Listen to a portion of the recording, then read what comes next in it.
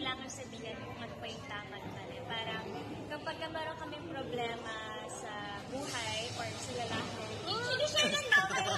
Nagbibigay lang kami ng advice sa isa't isa. If you feel like tama yung sinasabi ng isa sa amin, then i-consider namin yun. Pero hindi naman po talaga necessary susundin namin lahat kasi meron naman po kami sarili pa niya.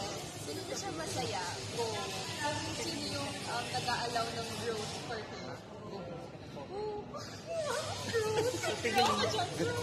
So, pero masaya kanino siya masaya? I think, kaya niya maging masaya ng siya lang. I mean, friends naman po kami ni Seth and I don't think anytime soon papunta kami sa level up. I mean, gusto ko lang po ngayon talaga is makita yung movie ng Best Friend. Diba? Mga boys na pinag-uusapan. Ay, ang gaganda. Parang ano ba yung dalawang yan? Hindi ko nga natanong basta mag-best friend silang dalawa. Baka yung apelido lang nila magkaparehas. Pero itong anak ni Joco Diaz ang talaga. ganda, oo. Kaninong anak ito? Si Joco. Kaninong... Siyempre, definitely hindi kay Sa Angelo, no? Hindi. Sa original.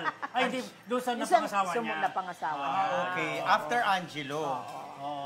Yeah. Ang ganda, di ba, dalaga na? Ang ganda, oh. Diba, Parang beauty queen. Tumatanda na tayo kasi si Joko ang natatan natin na bata pa. Diba? Maliit pa lang si Joko, kasama na natin. 14 years old pa lang si Joko Diaz that time. Ando na tayo. Ngayon, meron ng 16, 17 yata nitong bagets na to. Pero doon naman kay maganda rin yung si Francine Diaz. Magaling pa. At ang galing umarte. Napapanood siya sa Dirty Linen. So, palabas na ngayon yung pelikula nila. Oo. Mary Chua sa Viva. Viva. Wow. Pero siya ang bida, si Ashley. Ay, at magaling siyang umarte. Pero isang araw naman, ang nakatsikahan namin si Joko Diaz. Anong sabi? Sa Litineros, di ba? Kasi ang daming pelikula ni Joko sa Viva Max. Viva Max? Oo.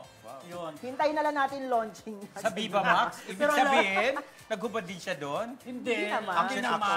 Sa mga bata niya pinapaubayan, siguro may mga love scene, pero hindi naman yung mga talagang... Gagawa ba siya ng Another Mangkanor? Diba? Uy, si Jay Manalo sa Viva Max talagang bonggang-bongga. Di nakikipagtsurbahan din siya doon. Jay Manalo naman yan. Diba? Laplap kung laplap, diba? Lapang kung lapang. Si Rotoy Mola naman pero parang yan. mas mild lang si Joko sa mga love scene niya eh.